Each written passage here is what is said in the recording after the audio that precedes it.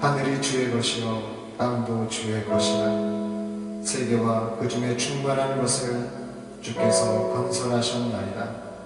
주님, 온 우주 만물과 우리가 주님의 것인 줄을 알고 있습니다. 오늘도 주님의 충만하신 은혜가 우리 예배 가운데, 우리 찬양 가운데 임재하여 주옵시고 주님 홀로 영광 받아 주시옵소서. 예수님의 이름으로 기도드리옵나이다. 아멘.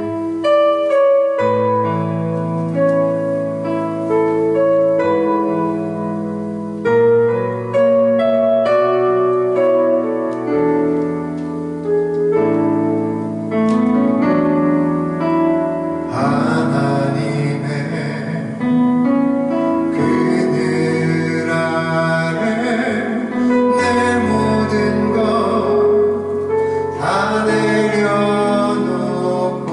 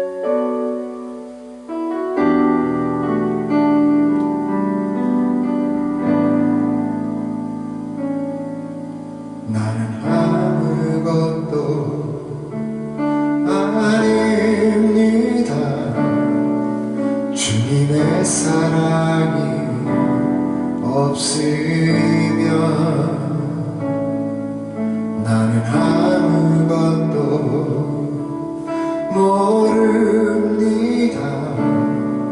주님의 지혜가 없으면 나는 아무것도 못합니다. 주님의 능력이 없으면 나는 한순간도 못 삽니다. 주님의 생명이 없으면 이제 내가 사는 것 아니요 그리스도 내 안에 사시니 오직 그의 생명이 나의 생명 나의 모든 날들도 주예요. 나는 오직 한 분 합니다. 나의 아버지 나의 구원 나의 주. 같이 고백합시다. 나는 아무것도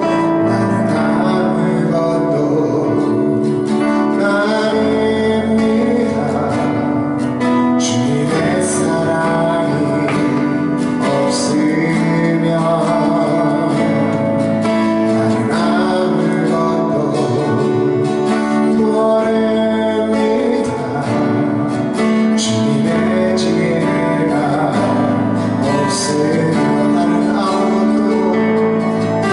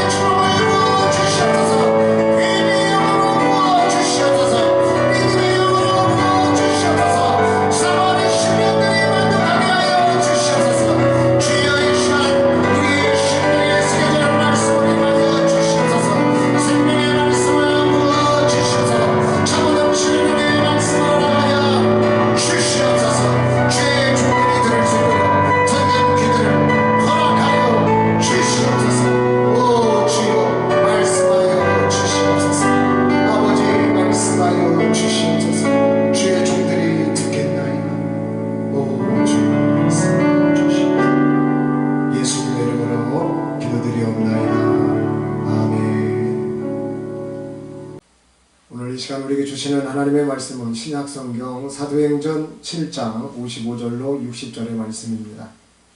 신약성경 사도행전 7장 55절로 60절의 말씀을 우리 한 절씩 한 절씩 교독하시고 60절 합독할 때에 오늘 이 시간 나에게 들려주시는 하나님의 음성을 들으시길 바랍니다.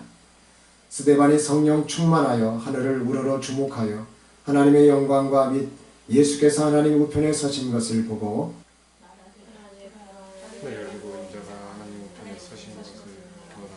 그들이 큰 소리를 지르며 귀를 막고 일제히 그에게 달려들어 성밖으로 내치고 돌로 채있을 짐들이 옷을 벗어 사울이라 하는 청년이 바로 앞에 두니 그들이 돌로 스데반을 치니 스데반이 부르짖어 이르되 주 예수여 내 영혼을 받으시옵소서 하고 무릎을 꿇고 크게 불러 이르되 주여 이 죄를 그들에게 돌리지 마옵소서 이 말을 하고 자니라. 아멘. 오늘 말씀의 제목이 무엇이죠? 예수께서 하나님 우편에 서신 것을 보고 예수께서 하나님 우편에 서신 것을 보고. 이게 참 중요한 표현이에요. 그래서 여러분들도 기억을 할 필요가 있어요. 예수께서 하나님 우편에 서신 것을 보고. 오늘 본문의 말씀은 스데반이 예수 그리스도의 복음을 선포한 그런 내용의 마지막 부분입니다. 누가가 잘 기록하고 있습니다. 특히 본문 말씀 중에는 성경적으로 깊이 생각해 볼 수 있는 그러한 부분이 그러한 내용이 소개가 되어지고 있습니다. 55절과 56절 말씀에 보면 예수께서 하나님 우편에 서신 것을 보고 인자가 하나님 우편에 서신 것을 보노라 한대라는 이런 표현의 말씀이 나오고 있습니다. 여기서 우편을 방향, 좌우라고 하는 방향적으로 해석을 하는 분들도 있겠지만 저는 성경 말씀을 오늘 우리가 같이 보면서요 좀 더 성경적인 해석이 무엇일까, 우리 신앙의 삶에 과연 예수께서 하나님 우편에 서신 것을 봤다고 하는 이런 스데반의 고백이 우리 삶에 어떤 유익을 미치는지를 같이 한번 상고해 볼까 합니다. 유대 사회에서 공회는 최고의 의결 기구입니다. 헬라어로 수네드리온이라고 하는 이런 말인데 이 말을 번역한 것이죠. 모여 앉는다. 그래서 공회가 이렇게 사람들이 우리나라 국회도 보면 어때요? 다 가서 의장 있고 이렇게 앉아 있잖아요. 그처럼 공회는 다 같이 앉아가지고 이렇게 회의를 하는 그러한 조직 공동체였다라고 하는 거죠. 공회의 기원은 모세가 70인의 장로들을 임명한 역사에서 찾을 수가 있습니다. 그러면서 백성의 송사라든지 중요한 일을 처리하는 지도자들의 모임이 되었던 거죠.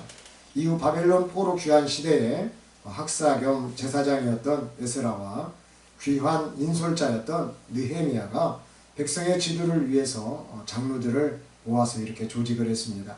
이런 조직이 신구약 중간기에 이르러서 400년 동안에 사내들인 공회와 같이 정치적이고 또 행정적인 기능을 하면서 재판권을 가지는 그런 유대 자치기관으로 이렇게 발전했다라고 하는 것입니다.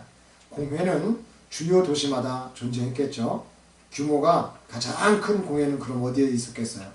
우리의 서울에도 대법원이 있듯이 예루살렘 성전 공회가 있었던 것입니다. 이 공회를 대사내들인 공회라고 이렇게 불러요. 성경에 등장하는 공회는 대부분 이 사내들인 공회를 가리킵니다. 이 공회는 AD 70년 예루살렘 성전이 무너지면서 완전히 다 해체가 되었지만은 그 이전까지는 완전히 막강한 영향력을 유대 공동체 안에서 행사하면서 공회를 통해서 그 이스라엘 공동체가 크고 작은 문제들을 다 해결해 나갔습니다. 이러한 사내들인 공회에서 오늘 누가 말씀을 전하고 있느냐? 스데반이 오늘 그 사내들인 공회에 있다는 것이죠. 정치적인 세력 앞에, 세상의 그런 재판권 앞에서 스데반은 하나님의 복음을 증명해야 했습니다. 쉽게 말하면 공개적으로 죽을 수 있는 위험이 있는 곳에서 스데반은 담대하게 복음을 전했다라고 하는 것입니다. 이렇게 담대하게 말씀을 선포하도록 예수님은 스데반에게 어떻게 하셨을까? 저는 참 이게 궁금하더라고요.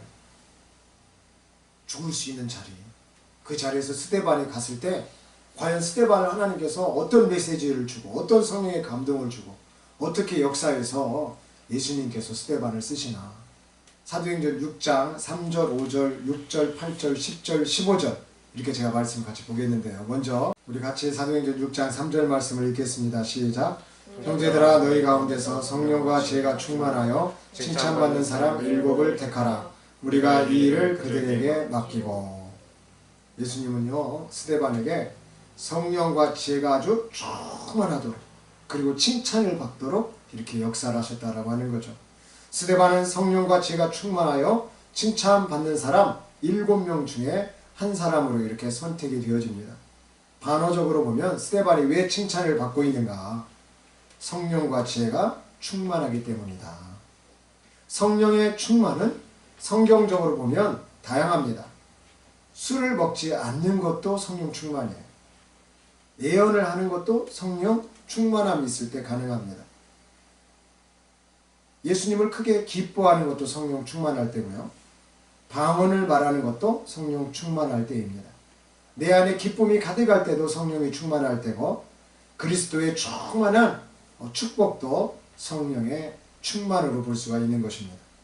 그러니까 뭐 방언만 한다고 해서 성령 충만이 아니라 성령의 충만은 우리 삶 가운데서 이렇게 젖어 있다라고 볼 수 있죠. 지혜라고 하는 것은 무엇일까?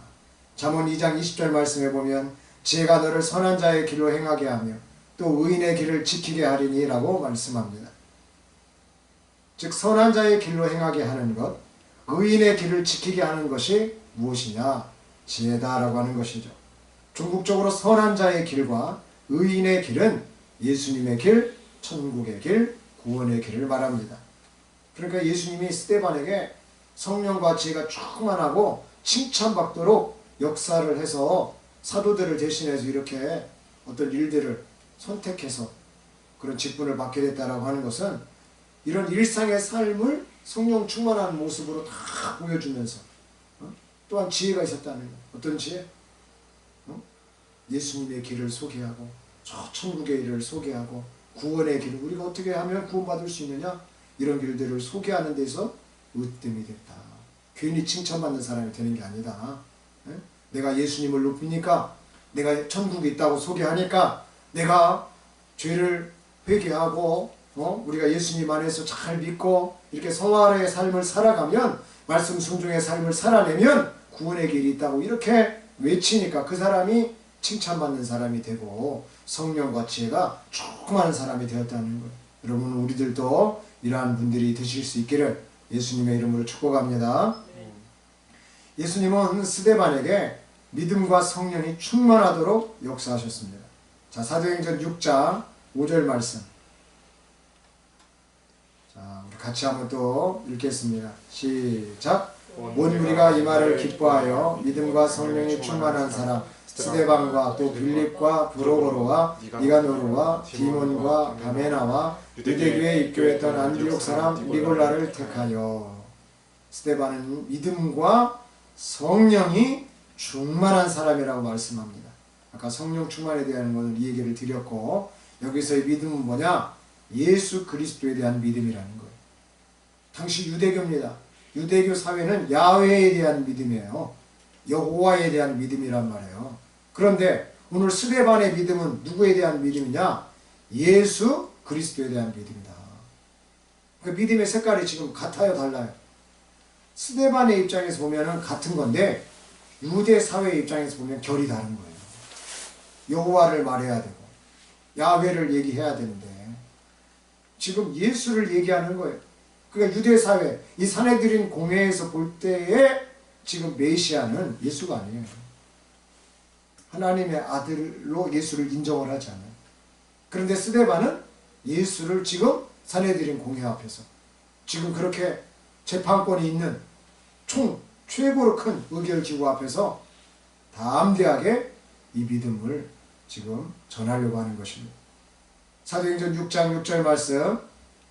예수님은 스데반에게 이 사도들의 기도와 안수를 통해서 역사하셨는데 같이 읽습니다. 시작. 사도들 앞에 세우니 사도들이 기도하고 그들에게 안수하니라. 스데반은 사도들이 기도하고 안수한 사도들을 대신할 만한 직무의 수행 능력을 가진 자였다라고 하는 것입니다. 그런 사람이 된 거예요. 처음부터 이랬겠어요? 그러나 사도들이 하나님의 일을 힘있게 감당하려고 할 때에 하나님은 사도들을 도울 만한 사람을 쓰시는데 사도처럼 쓰시더라는 거예요. 여러분 교회에서 임직이 될 때요, 장로가 되고 권사가 되고 안수집사가 되고 집사 임직을 받게 되는 것들은, 또 임명을 받게 되는 것들은 다 무엇이냐, 그런 중책들을 받게 되는 것을 목사님처럼 하라는 거예요. 여기서 목사님처럼은 예수님의 종들처럼 하라는 뜻입니다. 어떤 분은 목사님보다 훨씬 훌륭하게 일을, 직무들을 잘 감당하는 분들이 있어요. 제자들처럼 감당하는 그런 사람들이 있어요. 이들이 그랬다는 거예요. 복음을 협력할 만한 아주 중요한 조력자였다는 거예요.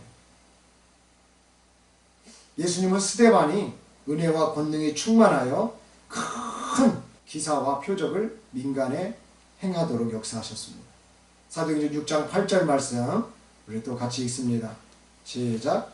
스데반이 은혜와 권능이 충만하여 큰 기사와 표적을 민간에 행하니. 스데반은 은혜와 권능이 충만하여 큰 기사와 표적을 이렇게 민간에 행한 사람입니다. 민간, 사람들 사이에서 행했다는 것. 어느 장소에 가서 행한 것이 아니라 민간, 사람들에게 나아가가지고 그 사람들 속에 파고 들어가지고 하나님의 복음을 전했는데 어떻게 전했느냐? 큰 기사와 표적을 행하면서 하나님의 복음을 전했다. 창세기 6장 8절에 보면 그러나 노아는 여호와께 은혜를 입었더라. 여기서 은혜는 하나님이 함께 하신다라고 하는 뜻입니다. 하나님 앞에 은혜를 입은 노아였던 거예요. 스데반도 마찬가지인 거예요. 은혜와 권능이 충만하다, 이 말은 하나님이 지금 스데반과 함께하고 계신다라고 하는 뜻입니다. 마태복음 1장 23절에도 보라 처녀가 잉태하여 아들을 낳을 것이요 그의 이름은 임마누엘이라 하셨으니 이를 번역한즉 하나님이 우리와 함께 계시다 하니라. 이러한 말씀들처럼 스데반은 하나님이신 예수님께서 성령으로 함께 하시는 가운데에 큰 기사와 표적을 민간에 행할 수 있는 그런 권세와 능력이 충만했다는 것을 알 수 있습니다. 또 예수님은 스데반이 지혜와 성령으로 말을 할 수 있도록 그렇게 역사하셨습니다. 그리고 사도행전 6장 10절 말씀 같이 읽습니다. 시작. 스데반이 지혜와 성령으로 말함을 그들이 능히 당하지 못하여. 스데반이 예수님의 길과 천국의 길, 구원의 길에 관하여서 기쁨과 담대함과 확신을 가지고서 이렇게 예수 복음을 증거할 때 아무도 그를 능히 당하지 못하는 그러한 사람으로 그런 언변을 세워주셨다라고 하는 것입니다. 또한 예수님은 스데반의 얼굴이 천사의 얼굴과 같아 보이도록 하셨습니다. 사도행전 6장 15절 말씀 보겠어요. 같이 읽습니다. 시작. 공회 중에 앉은 사람들이 다 스데반을 주목하여 보니 그 얼굴이 천사의 얼굴과 같더라. 스데반을 공회 중에 앉은 그 사람들이었던 산헤드린 공회원들이 보니까 이들이 약 70명이 아니에요.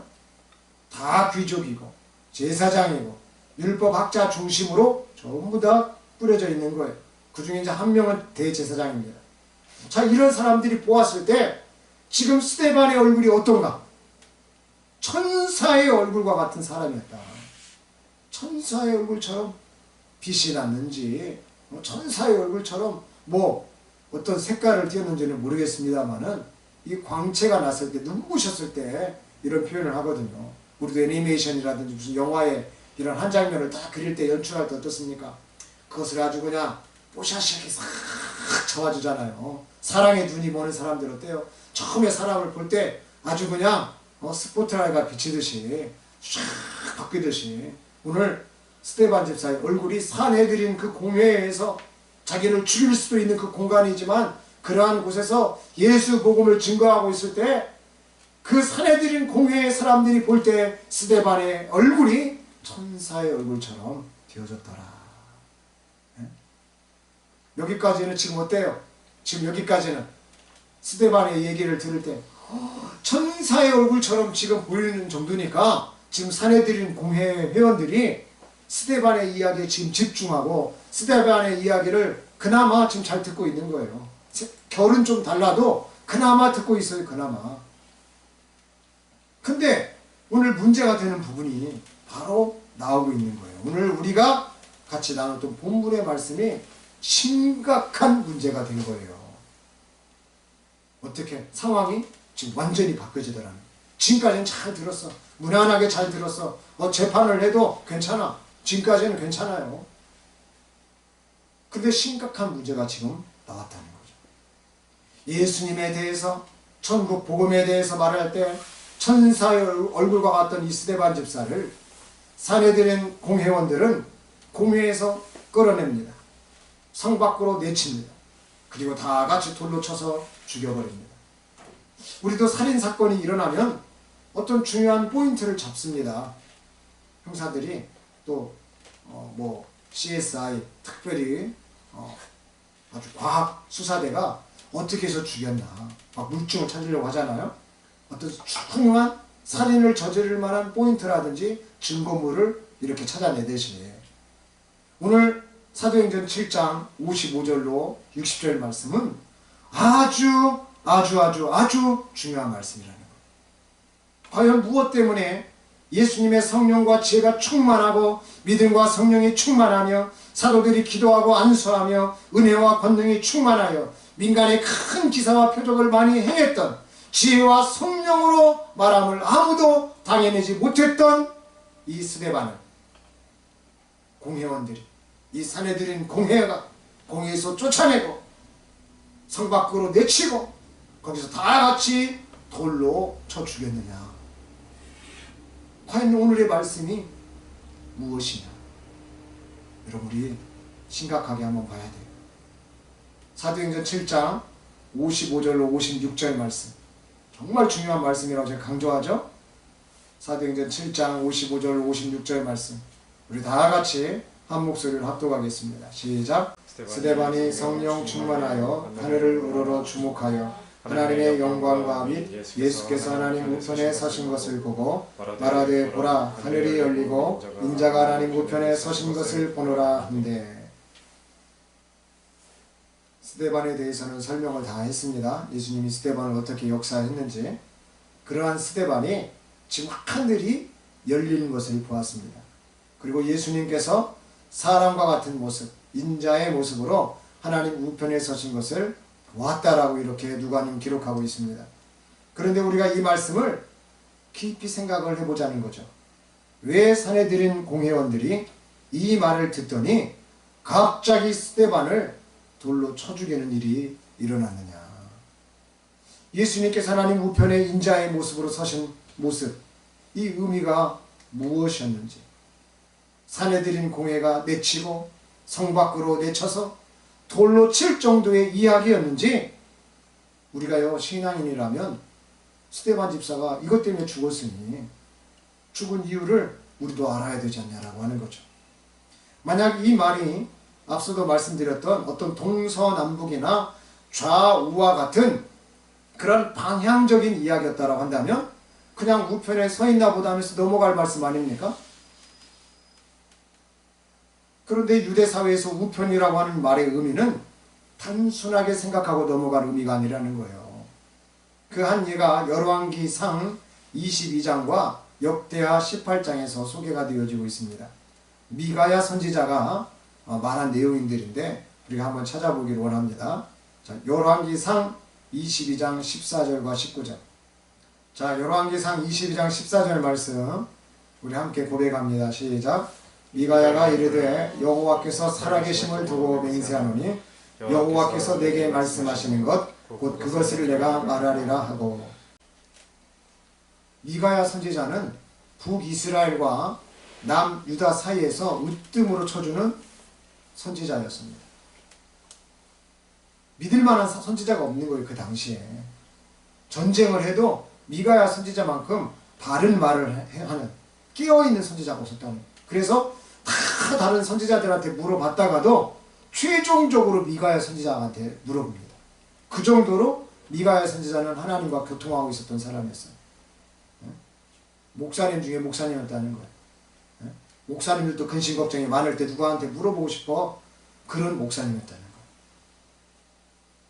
여호와께서 내게 말씀하시는 것 곧 그것을 내가 말하리라. 참 멋지지 않습니까?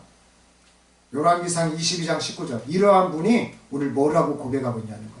자, 19절 말씀 우리 같이 읽습니다. 시작. 미가야가 이르되 그런즉 왕은 여호와의 말씀을 들으소서. 내가 보니 여호와께서 그의 보좌에 앉으셨고 하늘의 만군이 그의 좌우편에 모시고 서 있는데. 자, 미가야 선지자가 정확하게 오늘 얘기를 합니다. 여호와께서 그의 보좌에 앉으셨다. 보좌에 앉으셨다. 그리고 그의 좌편과 우편에 누가 있다? 하늘에 만군이 있다. 어떻게? 만군이 모시고 서 있다. 이 말이 여호와께서 앉아 계신 보좌가 가운데 있고 좌우편에 지금 만군이 모시고 서 있다는 것을 우리가 그려볼 수 있다는 것. 자, 사도행전 7장 55절 56절 말씀에 보면 미가야 선지자가 여호와에 대해서 지금 어떻게 말하고 있다고요? 자기가 본 그대로를 미가야 선지자가 전했는데 그 내용과 비슷하게 스데반 말을 하고 있는데, 스데반이 하나님의 영광과 및 미가야 선지자의 고백대로 예수께서 보좌에 서신 것을 보고 말하되 보라 하늘이 열리고 인자가 보좌에 서신 것을 보노라 한데 이렇게 말했으면 죽었다고요. 왜냐하면 이들은 예수를 인정을 안 해요. 메시아로 인정을 안 해. 하나님으로 인정을 안 해. 그런데 그 격에다가 놓은 거예요. 우리는 격에다 놨으면 여기 하나님이 있으면 여기 예수님이다 이렇게 생각을 하는데, 미가야 선지자의 패턴에 보면 여호와는 한 분이에요. 유대 공동체에서 여호와는 온리 에하드 여호와란 말이에요. 그래서 이 자리에는 아무도 있을 수가 없어. 근데 그 자리에 우편을 말했다. 이 우편은 만군이 있는 거예요. 만군. 네? 하늘의 군사들이 그 좌편과 우편에 있는 거예요. 그 우편에 있다라고 하는 말은 곧 하나님의 보좌에 있다라고 하는 뜻이에요. 그렇기 때문에 이 방향 감각으로 좌우로 설정을 해서 사내들인 공회의 회원들이 다 지식층이고 다 제사장들이고 대제사장이며 율법학자들인데 천사의 얼굴과 같아라 했던 그 스데반 집사를 왜 죽이냐는 거예요. 이 표현 때문에 죽였다는 거예요. 원래는 미가야 선지자처럼 얘기를 했어야 되는 건데 조금 더 다르게 유하게 표현을 하나님의 아들, 하나님의 우편, 하나님의 우편이라고 표현을 했는데도 불구하고 이들이 죽이려고 했다는 거예요. 당시 제자들에게 예수님은 하나님의 아들의 모습을 강조했죠. 아버지가 있고 아들이 있는데 아버지를 본 자는 아들을 본 것이고, 네? 네가 아직도 모르느냐? 예수님 얘기하시잖아요. 헷갈리게. 하나님의 아들이라고 하는 표현을 알아야 된단 말이에요. 하나님 우편이라고 하는 표현을 알아야 된단 말이에요. 이게 같은 표현이라는 거예요. 하나님 아들이라는 표현과 하나님의 우편이라고 하는 표현이 오늘 니꼴 같은 표현이라는 거예요. 스데반도 예수님이 보좌에 서신 것을 보노라 해야 했습니다. 그런데 하나님 보좌 우편에 서신 것을 보노라 라고 이렇게 표현을 한 거예요. 조금 유하게 표현을 했지만 다시 말하면 예수님이 하나님이라고 하니까 신성 모독죄로 예수님을 십자가에 못 박아 죽여버렸듯이 사내들인 공회의 이 회원들이 들고 일어나가지고 그 유대의 사람들이 스데반을 돌로 쳐서 죽게 했다는 거예요. 다시 말하면 스데반이 죽은 이유가 무엇입니까? 바로 예수께서 하나님 우편에 서 계신다라고 하는 표현 때문이에요. 이 말은 예수님이 하나님이시다라고 하는 당시의 표현을 사용했다라고 하는 거예요. 그래서 사내들인 공회원들은 예수님을 신으로 인정하지도 않을 뿐더러 하나님 우편이라고 하는 신성의 자리에 예수님을 올려놓았기 때문에 신성 모독으로 여기고 스데반 집사를 바로 공회에서 내어 쫓고 그냥 마을 밖으로 내친 다음에 거기서 돌로 쳐 죽여버렸다라고 하는 것입니다. 예수님의 제자들 요한, 마가나, 스데반을 죽였던 현장에 있었던 사울이었던 바울이나 히브리서의 무명의 저자나 베드로 사도들도 다 이와 똑같은 표현을 같이 하고 있음을 우리가 알아야 됩니다. 자, 신약의 마가복음 16장 19절 말씀 보겠어요. 자, 같이 읽습니다. 시작. 주 예수께서 말씀을 마치신 후에 하늘로 올려지사 하나님 우편에 앉으시니라. 제자들도 이 당시에 예수님이 유대 사회에 만연했던 이 표현을 쓴 거예요. 하나님 우편에 앉았다고 마가가 최초의 복음서에서 이렇게 기록을 합니다. 어디에 앉았다? 하나님 우편에 앉았다. 이 말이 무슨 뜻이죠? 하나님의 자리에 앉았다. 이런 뜻이라는 거예요. 본래의 자리에 가서 앉았다. 지금 이런 뜻이라는 거예요. 자, 스데반을 쳐서 죽인 다음에 사울이라고 하는 청년의 발 앞에 놨습니다. 그 사울이 이제 복음의 일꾼이 되어져서 로마 교회를 향해서 완전히 복음을 증거하러 갔을 때 로마서 8장 34절 어떻게 사도 바울이 표현하는지 봅시다. 같이 읽습니다. 시작. 누가 정죄하려 죽으실 뿐 아니라 다시 살아나신 이는 그리스도 예수시니 그는 하나님 우편에 계신 자요 우리를 위하여 간구하시는 자시니라. 아멘. 그냥 하나님의 자리에 계신 자요 이렇게 하면 되잖아요. 근데 굳이 하나님 우편에 계신 자요 왜 이렇게 표현을 하냐는 거예요. 유대 공동체가 이런 표현들을 했기 때문에 예수님이 쓰셨던 그 표현 그대로 제자들도요 그 표현을 그대로 쓰고 있다는 거예요. 하나님의 자리에 앉았다는 것만으로도 죽였기 때문에 융화시켜서 하나님 우편에 계신 자유라고만 해도 죽인다는 거예요. 해도 죽여. 그러나 최대한 융화시켜서 관용구로 이것을 썼다는 것이에요. 사도 바울이 골로새서 3장 1절에도 다음과 같이 말씀을 하십니다. 자, 우리 같이 읽습니다. 시작. 그러므로 너희가 그리스도와 함께 다시 살리심을 받았으면 위의 것을 찾아라. 거기는 그리스도께서 하나님 우편에 앉아 계시느니라. 자, 이제 반복적으로 제가 말씀을 하니까 좀 이해가 되죠. 그리스도께서 하나님 우편에 앉아 계시느니라. 유대 사회는 인정을 하지 않아요. 그러나 예수님의 제자들과 믿음의 공동체들은 다 이런 표현을 썼다. 그리스도께서 하나님 우편에 앉아 계시느니라. 이 우편은 방향이 아니라는 것이에요. 네? 하나님의 자리에 앉았다. 신성의 자리에 앉으셨다. 이런 뜻이었다라고 하는 거예요. 스데반 집사를 죽일 만큼의 그러한 강력한 표현이었다는 거예요. 믿음의 표현이었다는 거예요. 무명의 저자인 히브리서의 기자도 히브리서 10장 12절 말씀에서 다음처럼 말씀합니다. 같이 읽습니다. 시작. 오직 그리스도는 죄를 위하여 한 영원한 제사를 드리시고 하나님 우편에 앉으사. 이게요 신성의 표현이라는 거예요. 신성의 표현. 이거를 이해하지 못하면은 해석 자체가 불가능해지고 스데반이 왜 죽었는지가 불가능한 거예요. 왜 스데반을 죽일 수밖에 없었느냐? 왜 예수님을 죽일 수밖에 없었느냐? 이 표현 때문에 그러는 거예요. 하나님의 아들이라는 표현, 하나님 우편이라고 하는 이 표현 때문에 죽을 수밖에 없었다는 거예요. 히브리서는 성경의 해석서입니다. 해석서. 그래서 제가 성경을 이렇게 깊이 있게 보고자 하는 분들한테는 히브리서를 먼저 보고 성경을 보세요 하는 이유가 있어요. 히브리서는 성경의 압축본이에요. 압축본. 성경 해설서.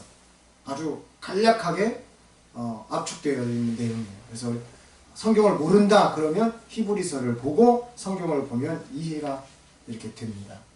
오늘 그리스도가 죄를 위하여 한 영원한 제사를 드리시고 하나님 우편에 앉았다. 누군지도 모르지만 베드로냐 뭐 바울이냐 누가냐 다양한 사람들의 의견이 있지만 이 무명의 히브리서 기자조차도 하나님 우편에 앉으사라는 표현을 쓰고 있다. 자, 그러면 베드로 사도 카톨릭에서도 뭐 교황을 최고로 여기면서 베드로 교황이라고 하는데 베드로가 교황이라고 하는 말 없어요. 네? 베드로는 어디까지나 예수님의 십자가를 진 제자였죠. 자, 베드로 전서 3장 22절에는 뭐라고 베드로 사도가 말하나 한번 더 보겠습니다. 우리 같이 읽습니다. 시작. 그는 하늘에 오르사 하나님 우편에 계시니 천사들과 권세들과 능력들이 그에게 복종하느니라.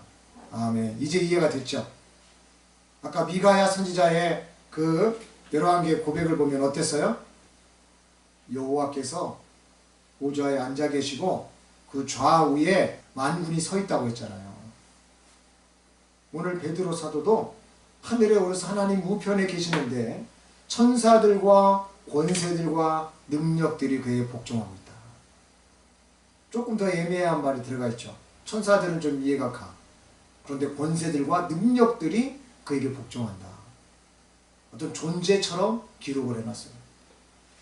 그럼 신학적으로 따지면 이런 것들이 훨씬 더 따져볼 만한 것들이죠. 막, 서로 토론을 해볼 만한 내용들이죠. 이러한 베드로조차도 애매모호한 신학적으로 정리할 수 없는 것들을 기록을 해 놓으면서도 하나님 우편에 계시니 명확하게 기록을 하고 있다는 거예요. 애매모호한 것들도 표현을 하면서도 정확하게 지금 기록을 하고 있다. 당시 제자들은 예수님의 표현 방식대로 유대사회의 그 메시아 사상대로 예수님이 하나님이심을 다 같이 이렇게 고백을 하고 있습니다. 이것은 당시의 생활 방식 표현이라고 우리가 이해를 하면 좋을 것 같아요. 예를 들면 우리가 표현하는 그런 관용적인 오래된 표현들과 같은 것이라고 이해하면 더 빠릅니다. 배보다 배꼽이 크다, 뭐 식은 죽 먹기다, 가는 말이 고와야 오는 말이 곱지 않냐, 등잔 밑이 어둡다, 티끌 모아 태산이다. 여러분 이러한 말들은 오랫동안 우리 민족 사회에 전해져 내려오는 그런 말들 아니겠습니까? 또 통용되는 말들 아니겠어요? 이러한 표현했다는 거, 이러한 표현들처럼 하나님의 아들이라고 하는 표현, 하나님의 우편이라고 하는 표현은 하나님이시다, 메시아다, 신성이다, 이것을 나타내는 말들이었다는 거예요. 우리는 이것들을 통해서 지금 성경을 살펴본 것입니다. 이것은 단순한 우편이라고 하는 방향을 뜻하는 말이 아니라라고 하는 말이에요. 이것을 방향적으로 해석하기 시작하면 하나님들을 만들어내는 신학적 오류를 범하게 됩니다. 그러나 성경은 이렇게 예수님의 표현들과 제자들의 표현들을 통해서 스데반 집사의 표현을 통해서 이런 신약의 내용들을 종합해서 예수님이 하나님 되심을 이렇게 관용적으로 증거하고 있다라고 하는 것입니다. 그런데 놀랍게도 이런 표현을 한 예수님도 십자가에 못 박혀 죽었습니다. 스데반은 돌로 쳐서 죽임을 당했습니다. 예수님이 하나님이시다, 이 표현이요 생명을 걸 만큼의 표현이었다는 사실을 우리가 주목을 할 수 있어야 합니다. 사내들인 그 공회가, 그 지식인층들이, 그 사회의 하이클래스들이요 스데반 집사의 이 표현 하나를 두고 돌로 쳐 죽였다. 신약 성경에서요 예수님의 제자들 가운데 마태, 누가, 요한도 이 내용을 기록을 하고 있어요. 이와 비슷한 내용들을. 우리 마태복음 한번 보겠습니다. 마태복음 10장 32절 시작. 누구든지 사람 앞에서 나를 시인하면 나도 하늘에 계신 내 아버지 앞에서 그를 시인할 것이요. 스데반 집사의 표현이요 지금 하나님을 시인한 거예요. 누구 앞에서? 그 사람 앞에서. 그 앉아가지고요 너 좀 얘기해봐라. 어떻게 얘기하는가 내가 한번 들어보겠다. 천사의 얼굴 같았던 그 스데반 집사를 이렇게 시인을 하니까, 예수님이 하나님이라고 시인을 하니까 죽였다는 거예요. 누가복음 12장 8절 말씀도 보겠습니다. 시작. 내가 또한 너희에게 말하노니 누구든지 사람 앞에서 나를 시인하면 인자도 하나님의 사자들 앞에서 그를 시인할 것이요. 여러분 누가 의사예요?